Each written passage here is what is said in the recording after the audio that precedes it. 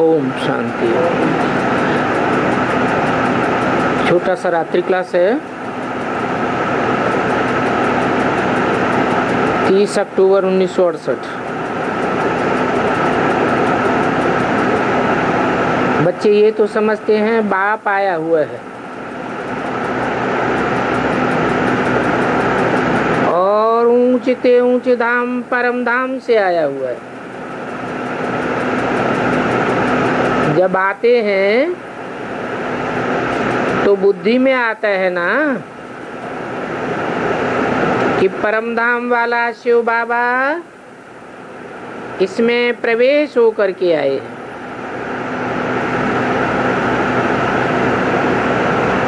पवित्र बना करके साथ में ले जावेंगे। ये तो अच्छी बात है ना, और जाना ही है, क्योंकि आसार भी विनाश के ऐसे देखने में आते हैं। बच्चे समझते भी हैं। 2 वर्ष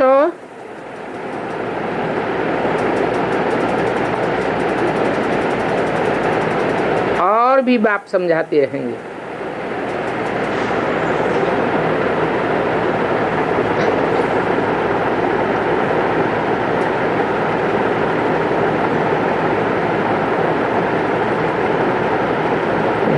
है 2 वर्ष।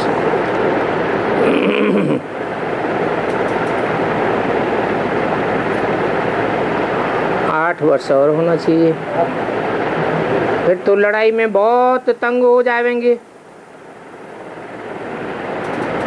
फिर बॉम्ब्स का प्रयोग शुरू कर देंगे।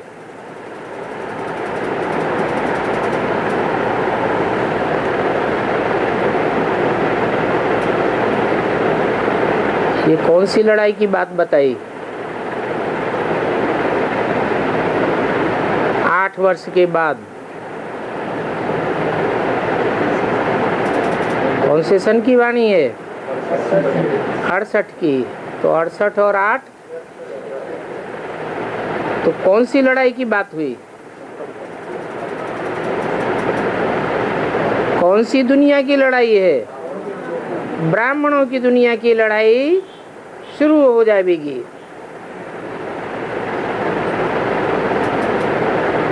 लड़ाई में बहुत तंग होने लगेंगे। कौन? दुनिया वाले या ब्राह्मण? फिर बॉम्ब्स का भी प्रयोग शुरू करेंगे। ये बॉम्ब्स कौन से हैं? ज्ञान के बम्ब। बड़े से बड़ा बम्ब क्या बताया? परमात्मा प्रत्यक्षता बम्ब। और ही तीखे से तीखे बनाते रहते हैं। तो हमको भी अभी ऐसे ही तीखा बनना है। बच्चों को पूरा सतो प्रधान बनना चाहिए। ये तो समझते हो परमधाम से बाबा आए, वो ही कल्प पहले वाला राजयोग सिखलाते हैं। कहते हैं बच्चों मैं तुमको राजाओं का राजा बनाता हूँ। ये लक्ष्मी नारायण डबल सिरताज है ना। इस समय तो भारत बिल्कुल फकीर है।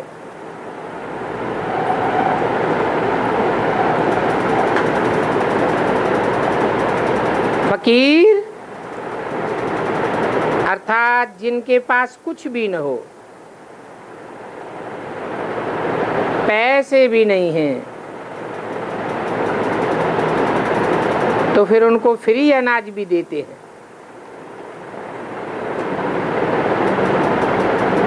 तो पहले भारत कितना साहूकार था, ये बात बच्चों को समझना चाहिए। बाबा समझते हैं बच्चों को रिफ्रेश किया जाता है सवेरे सवेरे। फिर वह नशा आस्ते आस्ते कम होता जाता है और याद भी नहीं रहती है। समझते तो बहुत है। अभी ये पुरानी दुनिया खत्म होनी है और नई दुनिया तो सतयुग में ही होगी, क्योंकि देवी देवताएं तो सतयुग में ही होते हैं। तो अभी फिर यह देवता बनने का पुरुषार्थ करना है। दिन प्रतिदिन तुम्हारी खुशी बढ़ती जाएगी। द्वापर से तो तुम्हारी खुशी कम होती आई है, अभी फिर आस्ते आस्ते चढ़ते चढ़ते ताकि तुम फुल चढ़ जावेंगे। समझते हो शिव बाबा आया हुआ है हमको राजयोग सिखलाने के लिए। बाप कहते हैं पावन बनो, और बाप आया ही तब है जबकि बहुत दुखी हुए हैं। अपवित्र बनते हैं तो बहुत दुखी हो जाते हैं। इसी संगम समय के बाद ही फिर सतयुग भी होगा। उससे पहले ये लड़ाई भी सामने खड़ी है, और ये संगम का भी बाप ने समझाया है। मनुष्य तो आसुरी नींद में सोई पड़े,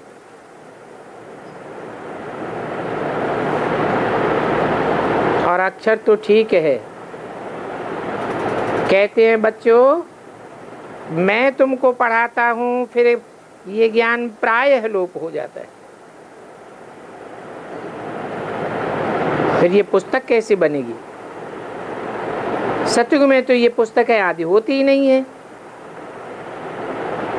वो मनुष्य तो कह देते हैं कि शास्त्र आदि परंपरा से चले चले आए, और उन्होंने सृष्टि को लाखों वर्ष लगाई दिए। तो परंपरा से कह देते हैं, बाकी परंपरा की कोई बात नहीं है।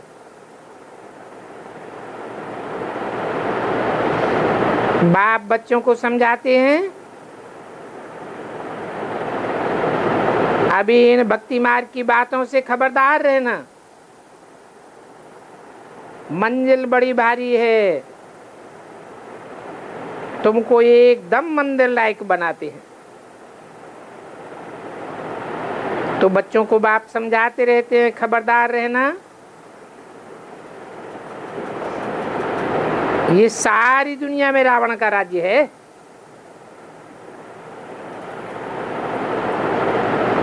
और रावण जलाते भी यहाँ ही है। कहाँ? भारत में। विदेशों में रावण को जलाते नहीं है। क्यों? वहां विदेशों में क्यों नहीं जलाते हैं? भारत में ही क्यों जलाते हैं? रावण विदेशी है या स्वदेशी है?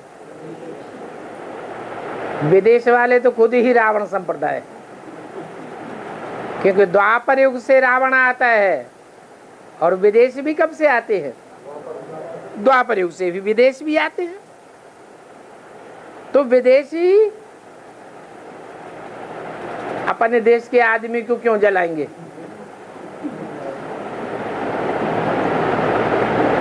तो बाप को बहुत प्रेम से, बहुत खुशी से याद करना चाहिए। टीचर कहते हैं याद करो। बाप कहा तो बाप हुआ ना। एक बार बाप कह दिया तो फिर भूलना थोड़ा ही चाहिए। अभी माया की ताकत देखो कितनी है, एक चपटी में खलास कर देती है। ये चक्र फिरता रहता है, ये समझना तो बहुत सहज है। सतयुग पास्ट हो गया, अभी त्रेता द्वापर भी नहीं है, और ये कलयुग भी अब तुम्हारे लिए नहीं है। क्यों? क्योंकि तुम संगम युग पर हो। वो भगत लोग तो कह देते हैं कि ये कलयुग अर्जुन बच्चा है। कल पहले भी ऐसे ही उन्होंने कहा था, पहले भी घोर नींद में सोए पड़े थे। तो अभी बच्चों को ये बात समझने में गफलत नहीं करनी है।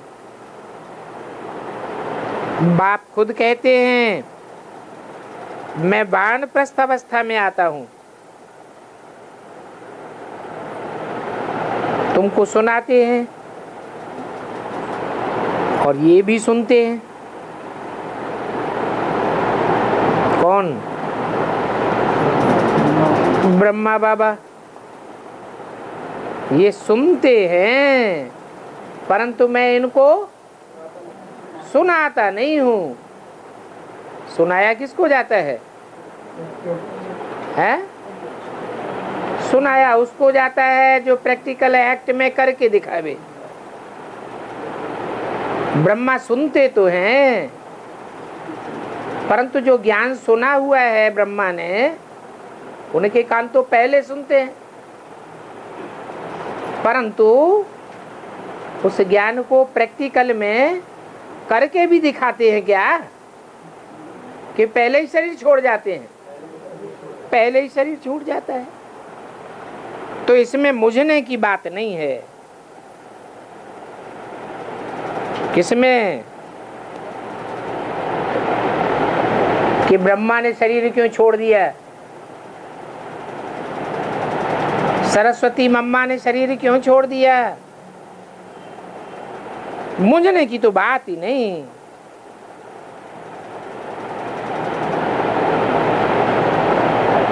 उनके लिए तो पहले ही मुरली में बोल दिया। क्या? ये सुन लेते हैं बीच में, मैं इनको सुनाता नहीं हूं, सुनाता मैं तुमको हूं, क्योंकि तुमसे बाबा का काम निकलता है। परंतु माया ऐसी है जो बच्चों को संशय में ला देती है, फालतू विकल्प में ले आती है। तो कहेंगे जिन्होंने कल पहले जितना पढ़ा है उतना ही पढ़ेंगे। तो मम्मा ने शरीर छोड़ा तो बहुत से चले गए, ब्रह्मा ने शरीर छोड़ा तो संशय आया, बहुत से चले गए। अभी तुम चिड़िया हो जो सागर को सुखाई देती हो। चिड़िया कैसे सागर को सुखाई देंगी? कथा दिखाई दी है क्रंच पक्षियों की, तो वो एक एक बूंद सागर में से लेती थी और किनारे पर सुखाती जाती थी। अगस्त ऋषि निकले, उन्होंने देखा बड़े लंबे समय से ये चिड़िया यही करती चली जा रही, तो उनको दया आ गई। उन्होंने सारा सागर उठा के पी लिया। अब सागर जब सारा पी लेंगे तो समुद्र के जल जंतु कहाँ जाएंगे? मछलियों का क्या हाल होगा? वो तो तड़पड़ाने लगेंगी। संसार में हाहाकार मच गया। तो फिर उनको दया आई, उन्होंने यूरिन से निकाल दिया। तब से बताते हैं सागर खारा हो गया। नहीं तो है तो ज्ञान सागर की बात। ज्ञान सागर खारा है या मीठा है? ज्ञान सागर तो बहुत मीठा है। ब्रह्मा के मुख से जो भी वाणी निकली वो वाणी मीठी है या कहीं कड़वी भी है? बीके वालों को भी मीठी लगती है और पीबी के वालों को भी, एडवांस वालों को भी मीठी लगती है। परंतु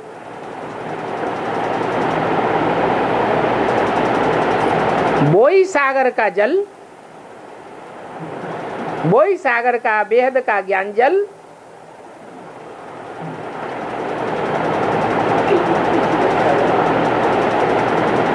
अगस्त ऋषि ने पिया।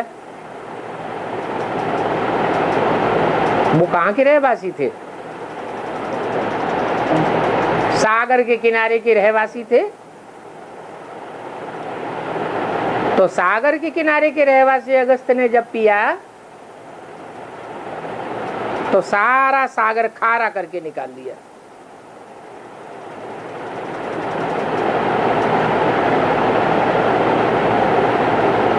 अब अगस्त के जो फॉलोअर्स होंगे उनको खारा लगेगा या दुनिया वालों को खारा लगेगा? तो बीके वालों को कैसा लगता है? वो ही सागर का ज्ञान जल खारा लगता है। सागर तो वास्तव में मीठा ही होता है। तो मुरली में भी बोला है, वास्तविकता भी यही है कि दुनिया में भी जो उदाहरण देने के लिए सागर दिखाया जाता है उसका जल भी कहीं मीठा है और कहीं खारा भी है। जो गरम गरम धाराएं बह रही हैं उनका जल मीठा है।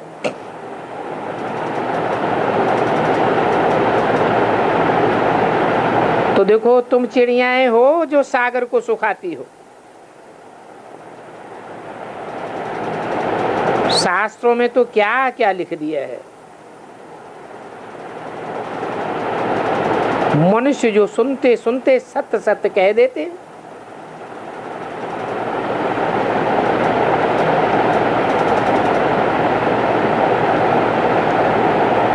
सुनने वाले के कान बहुत बड़े बड़े दिखाई दिए हैं। किसके कान बड़े बड़े दिखाते हैं? कौन सा देवता है? गणेश। किस बात की निशानी है? कि ज्ञान उन्होंने बहुत सुना है और सबसे पहले सुना है। अब गणेश आदि के बनाने पर कितना खर्चा करते हैं।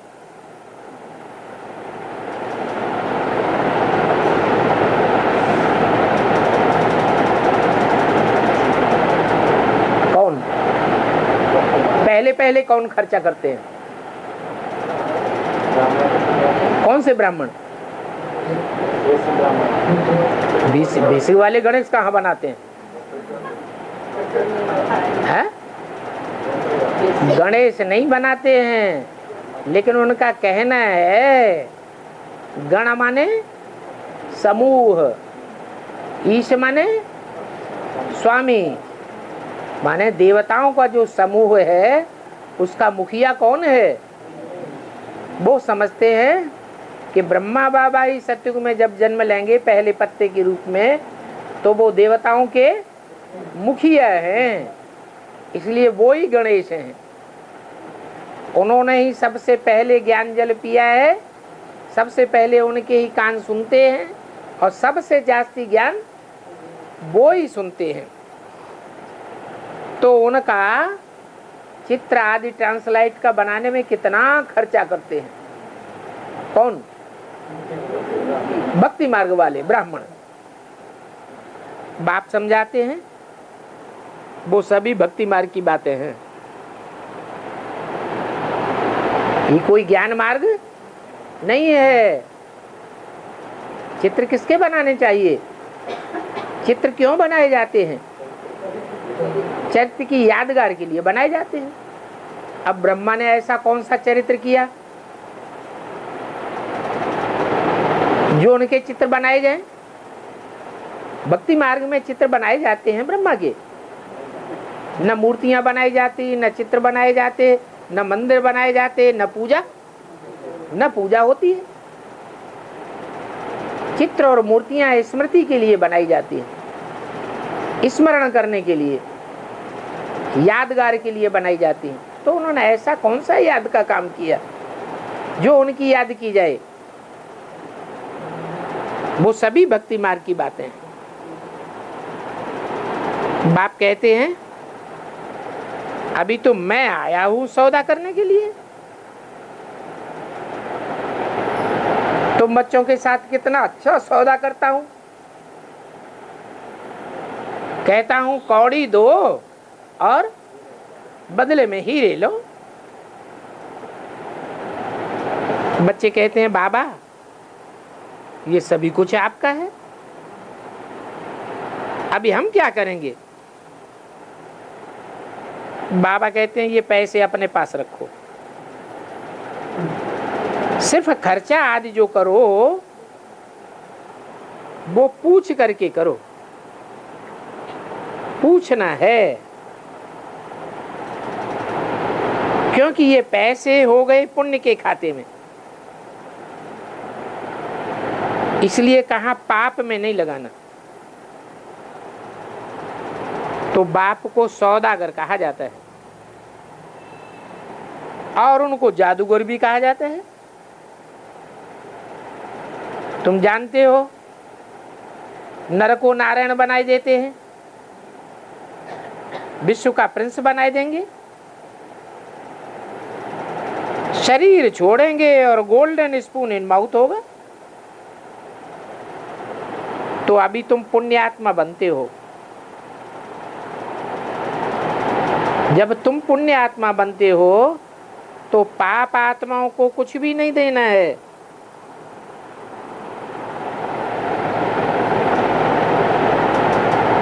कन्यादान करना भी पुण्य होता है ना, परंतु देते किसको हैं, ये भी पाप हो जाता है।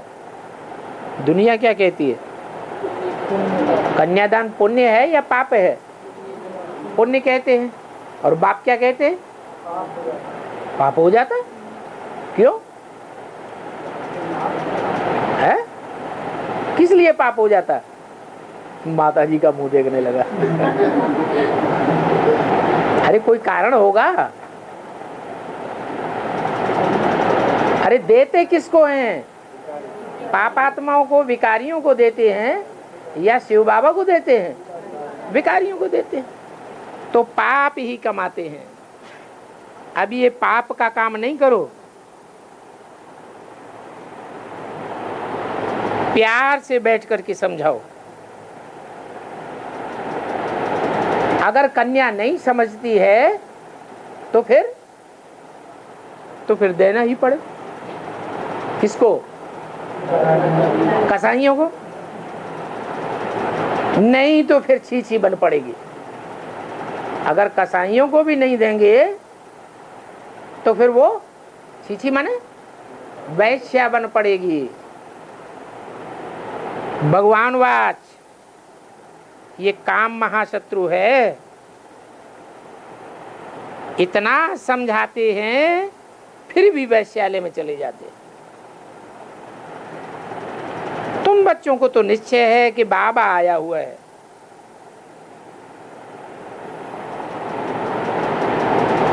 और बाप सभी को आराम से ले जाते हैं।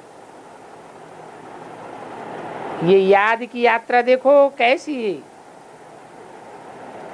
जब तुम याद में पक्के हो जावेंगे तो याद करते करते तुम इस दुनिया से गुम हो जावेंगे। क्या, इस दुनिया से गुम हो जावेंगे माना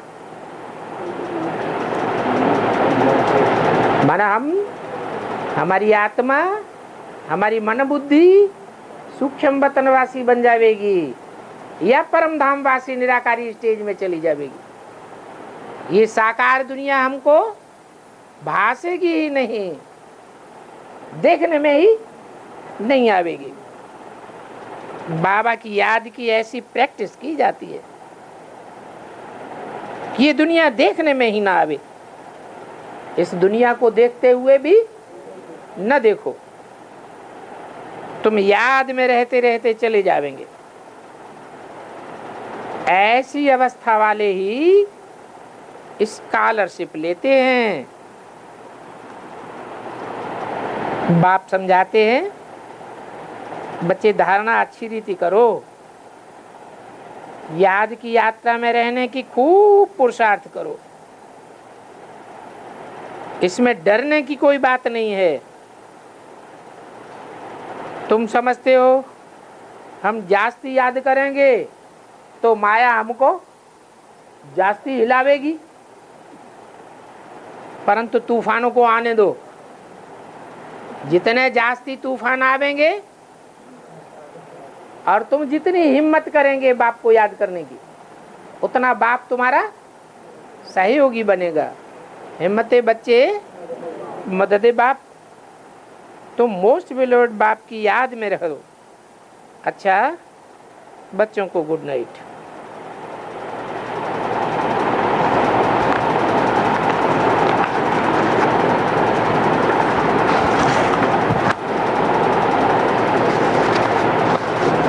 आज का प्रातः क्लास है 31 अक्टूबर 1968। रूहानी बच्चों को रूहानी बाप समझाते हैं और समझाते भी हैं इस रथ के द्वारा।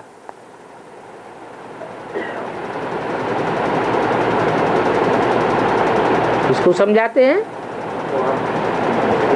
जो आत्मिक स्थिति में रह करके बैठने वाले बच्चे हैं, आत्मिक स्थिति की प्रैक्टिस करने वाले हैं, उन बच्चों को समझाते हैं। बाप ने समझाया है कि मनुष्य को कब भगवान नहीं कहा जा सकता। क्यों? मनुष्य में भगवान नहीं आते हैं, हैं? मनुष्य में भगवान आते हैं कि नहीं आते हैं? तो जब मनुष्य में भगवान आवेंगे तो मनुष्य रूप में भगवान नहीं होगा।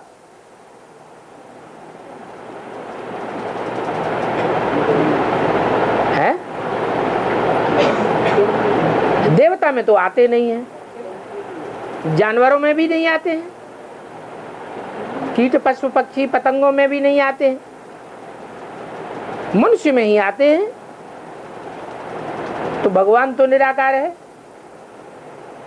मनुष्य में आता है तो मनुष्य रूप में भगवान नहीं हुआ।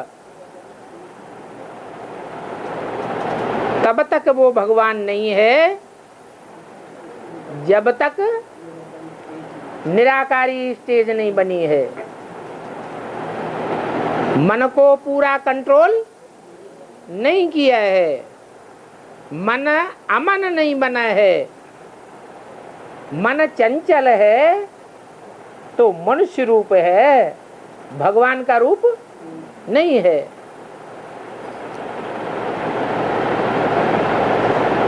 उसको मनु कहेंगे, ब्रह्मा तो कहेंगे, परंतु भगवान नहीं कहेंगे। मनु की औलाद मनुष्य होते हैं, भगवान की औलाद भगवान भगवती होते हैं।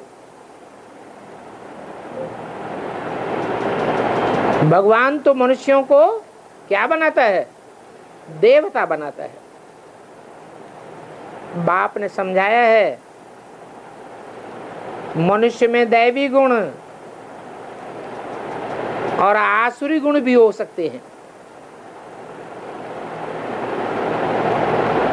भगवान में है, भगवान में न दैवी गुण होते हैं और न आसुरी गुण होते हैं।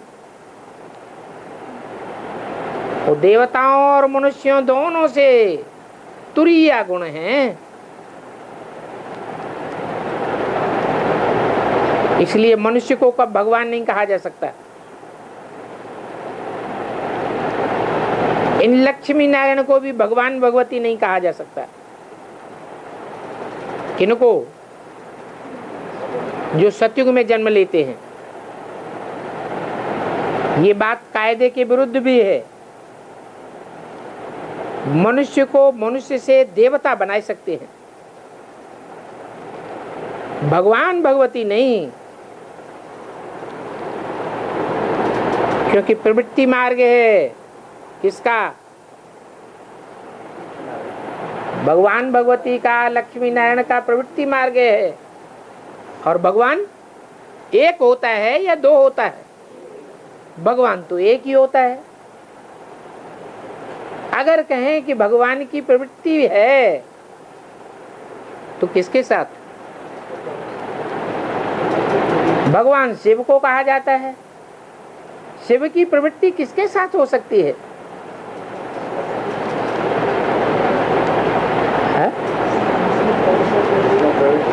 जिसमें प्रवेश करते हैं उसके साथ प्रवृत्ति हो सकती है। वो भगवान और वो मनुष्य, वो मन से अमन रहने वाला और वो चंचल मन वाला, ये जोड़ी मिलेगी है? ये तो जोड़ी नहीं हुई। जोड़ी तब मिलेगी कि जब जिसमें प्रवेश करते हैं वो भी अमन हो जाए, मन को फुल कंट्रोल करने वाला बन जाए। तो जोड़ी बनाई दी है भक्ति मार्ग में शिव की, किसके साथ? शंकर के साथ। शिव शंकर भोलेनाथ कहते हैं, तो शिव की शंकर के साथ जोड़ी हो गई। शिव की पार्वती के साथ भी जोड़ी नहीं कहेंगे। ये कायदे के विरुद्ध है। लक्ष्मी नारायण भगवान भगवती कहें तो अपन को भगवान कहने व मनुष्य को भगवान कहने अथवा परमात्मा को सर्वव्यापी कहने से भारत की हालत देखो कैसी हो गई है। अभी बाप आकर के समझाते हैं, एक ही भूल से भारत कितनी दुर्गति को पाता है। अभी सभी दुर्गति में है और ये दुर्गति की बात भी कोई मनुष्य नहीं समझ सकते। मनुष्य है ही पत्थर बुद्धि। गायन भी है पत्थर बुद्धि, पारस बुद्धि, आसुरी बुद्धि, ईश्वरीय बुद्धि। और ईश्वर भी यहाँ इस सृष्टि पर ही आकर के बुद्धि देंगे, वहां बैठ करके तो नहीं देंगे। यहाँ आकर के बच्चों को सुनहरी बुद्धि देते हैं। सारा बर्तन ही सुनहरी बनाए देते हैं। अभी तो तुम्हारा लोहे का बर्तन है, घड़ी घड़ी इसमें विकारों की जंक लग जाती है। सोने में जंक लगती है क्या? तो देखो कितना रात दिन का फर्क हो जाता है। तुम बच्चे जानते हो, हम ही पहले स्वर्ग के मालिक थे। उस समय और कोई भी धर्म वाला नहीं था। अभी तो तुम स्वर्ग के मालिक नहीं हो, पहले थे जरूर। फिर 84 जन्म लेते लेते नीचे उतरते हो।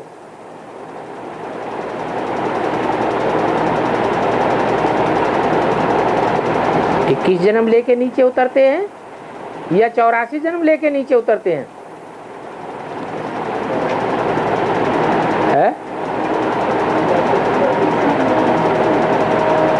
84 जन्म लेते लेते नीचे उतरते हैं या 21 जन्म लेकर नीचे उतरते हैं?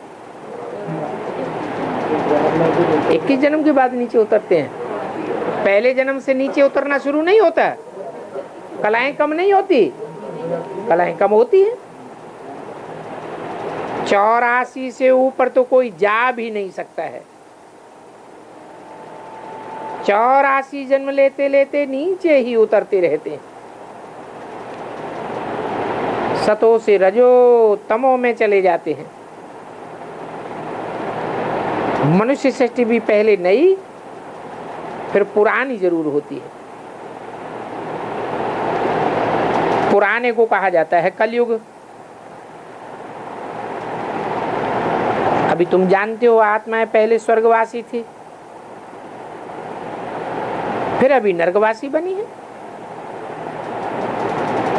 ये बाप ही बच्चों से पूछते हैं कि तुम स्वर्गवासी हो या नरकवासी हो, कहाँ के वासी हो। बाप के सिवाय तो ये बात कोई पूछ भी नहीं सकता। क्यों क्यों नहीं पूछ सकता? क्योंकि बाप न स्वर्गवासी बनता है और न नरकवासी बनता है। सभी अभी नरकवासी वैश्यालय के रहने वाले हैं, तो पूछ कैसे सकते हैं? जो खुद वैश्यालय का वासी न हो वो दूसरों से पूछे कहाँ के वासी हो।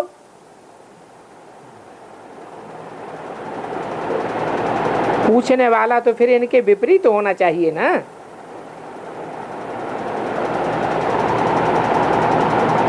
शिवालय कहा ही जाता है सतयुग को, क्योंकि शिव बाबा ने ही स्वर्ग स्थापन किया था।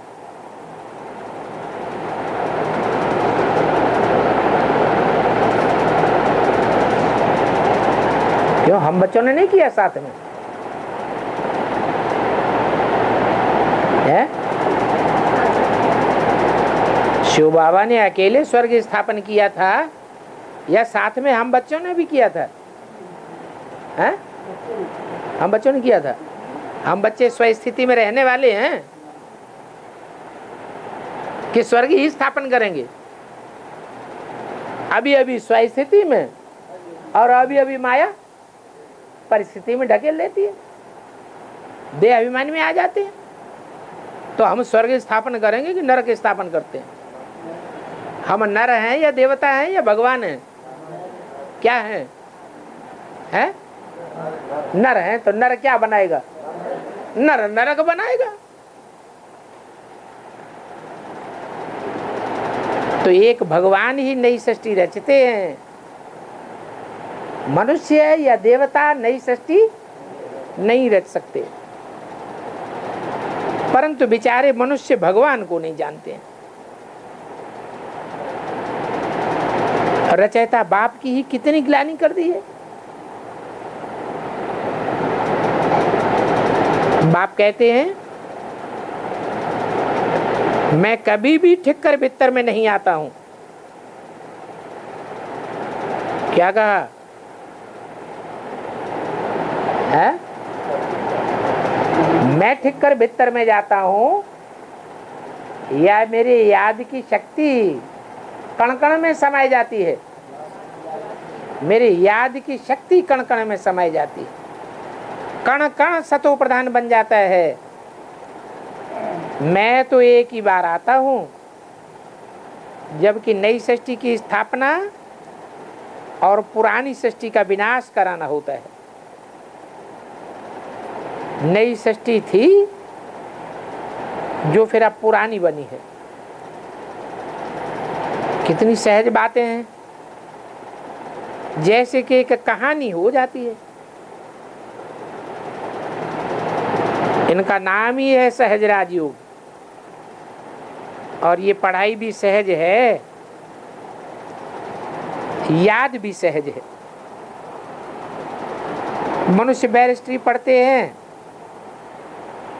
तो वो पढ़ाई भी याद रहती है और पढ़ाने वाला टीचर भी याद रहता है। उस टीचर से योग भी लगाते हैं, याद आता है ना। तुम कहेंगे शिव बाबा हमारा टीचर बनकर हमको मनुष्य से देवता बनाते हैं। पहले हमारी आत्मा अपवित्र भ्रष्टाचारी थी, उनको पवित्र श्रेष्ठाचारी बाप ही बनाते हैं।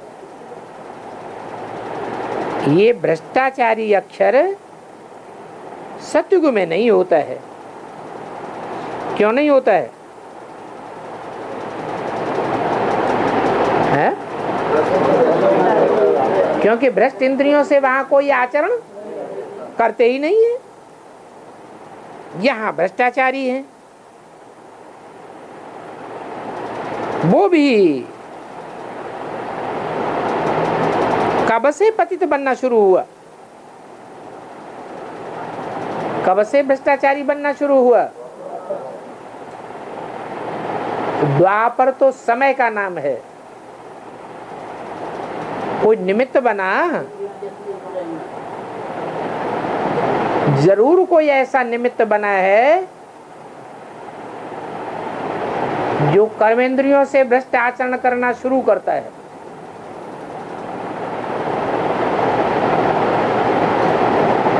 हम देवताएं, देव आत्माएं तो श्रेष्ठ इंद्रियों से आचरण करने वाले थे। तो द्वापर में पहले पहले कौन सी आत्मा निमित्त बनती है? रावण ने प्रवेश किया। अभी बाप कहते हैं अपन को आत्मा समझ, मुझ बाप को याद करो तो तुम पतित से पावन बन जावेंगे। तुम मेरे ही बच्चे थे। तुम सतयुग में कितने सुखी थे और कितनी तुम्हारी तंदुरुस्ती थी। आप ही तो अपवित्र बनने से कितने दुखी बन पड़े हो। अभी बाप कहते हैं इस अपवित्रता से बिल्कुल खबरदार रहो।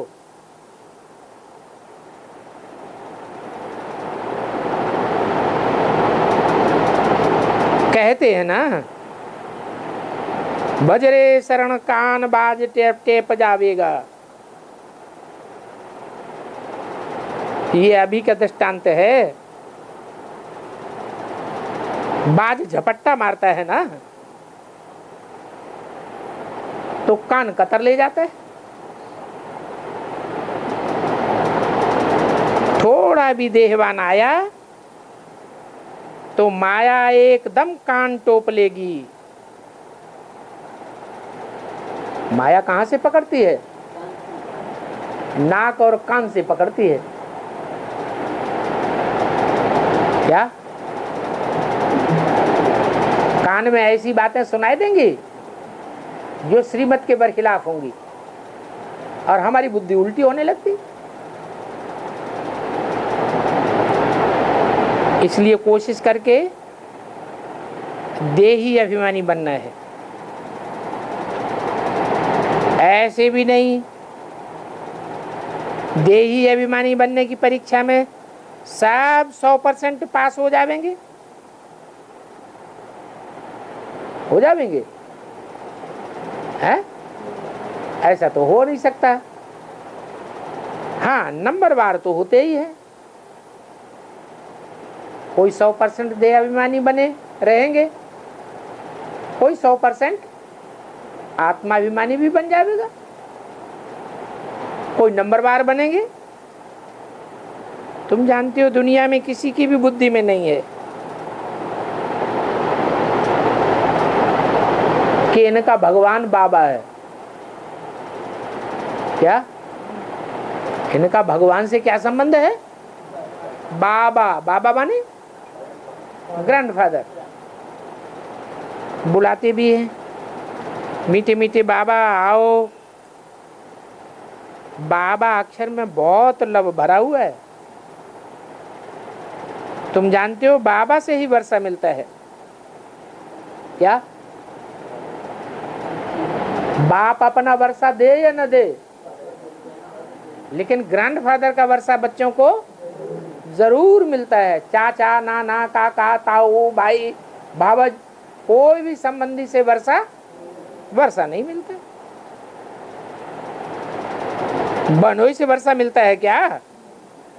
साले से वर्षा मिलता है? एक बाप ही है जिससे वर्षा मिलता है। तो सभी को बाप समझाते हैं। इस समय तुमको 3 बाप हैं।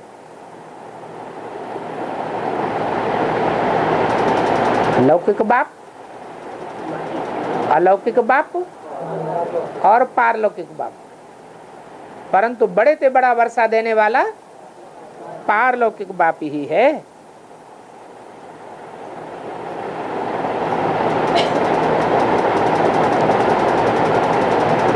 ब्रह्मा से तो कोई वर्षा नहीं मिलता है। जब इनसे कोई भरोसा ही नहीं मिलता है तो फिर तुम इनका फोटो भी क्यों लेते हो? है? फोटो किसका लेना चाहिए? है? लक्ष्मी नारायण का। लक्ष्मी नारायण है कहाँ? अभी तो तुमको बेहद का बाप मिला है, सिर्फ वह इस द्वारा देते हैं। कहते हैं मैं तुम्हारे मिसल शरीर नहीं लेता हूं, मैं पावन बनाए सभी को अशरीरी बनाता हूं। अशरीरी भव, तो शरीर से डिटैच होना गोया मरना सिखाते हैं। ये तो बहुत खुशी से अशरीरी बनना है, क्योंकि नरक से तुम सीधे स्वर्ग में जाते हो। तो अंदर में तुम बच्चों को बहुत खुशी होनी चाहिए। ये खुशी की बात है ना क्या?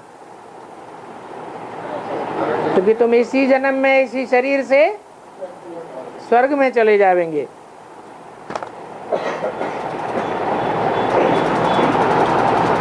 खुशी से तुम शरीर को छोड़ देते हो।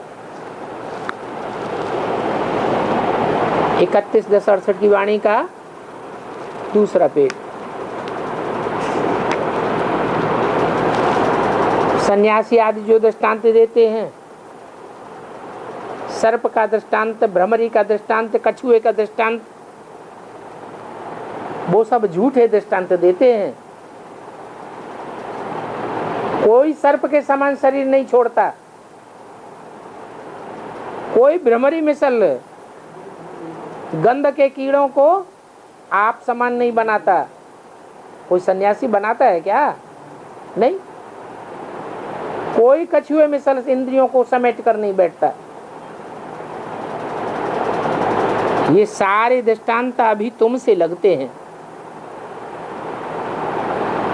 तुम ही तो अज्ञानी कीड़ों को ज्ञान की भूं भूं करते रहती हो।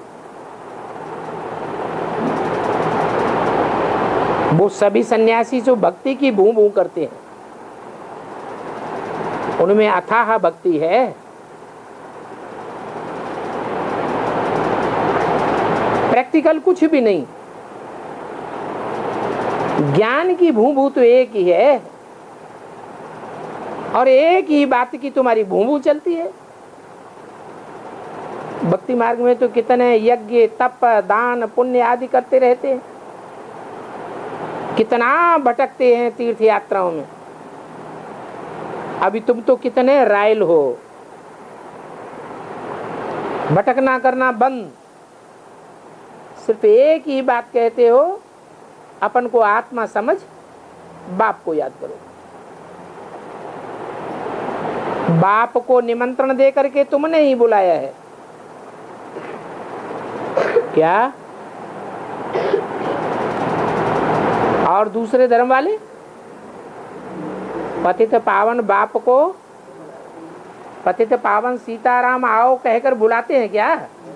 बुलाते भी नहीं, तो पतित से पावन बनते भी नहीं। वो लोग देखो कितना ठाट बाट से रहते हैं। भक्ति में यज्ञ, तप, दान, पुण्य आदि करते तुमने कितना खर्चा किया? इसमें खर्चे की तो कोई बात नहीं। अभी तुमने देखो किसको बुलाया है? उसको बुलाया है जो दुनिया में सर्व की सदगति करने वाला है। फिर तुमने उनकी कोई सजावट आदि की है क्या? कुछ भी नहीं।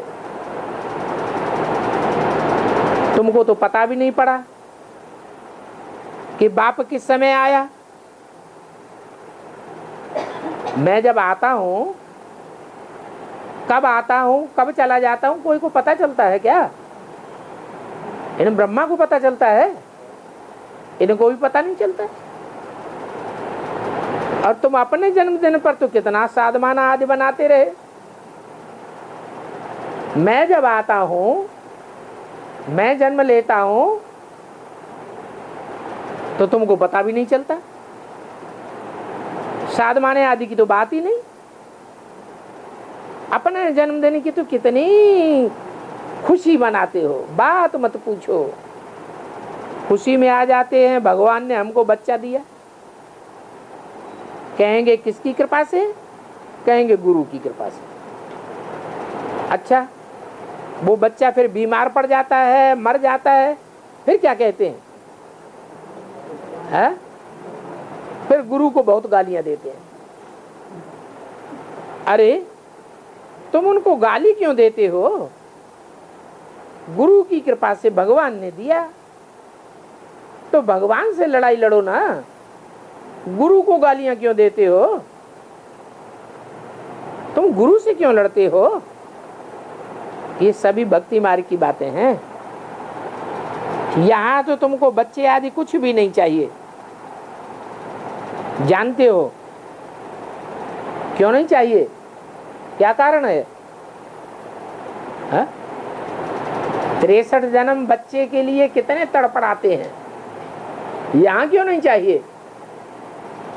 अरे अरे कोई कारण होगा। 63 जन्म तो संस्कार रहे बच्चे के खुशी में आने के।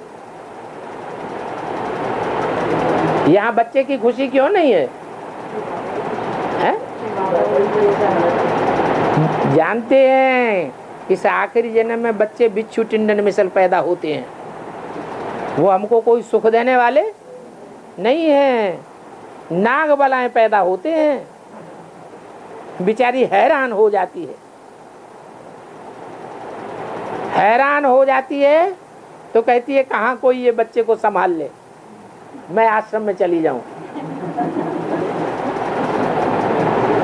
हम बंधन मुक्त हो जाऊं, बाप की सेवा में लग जाऊं। बाप कहते हैं अच्छा तुमको बच्चे का बंधन आ गया, बाप छोड़ के चला गया,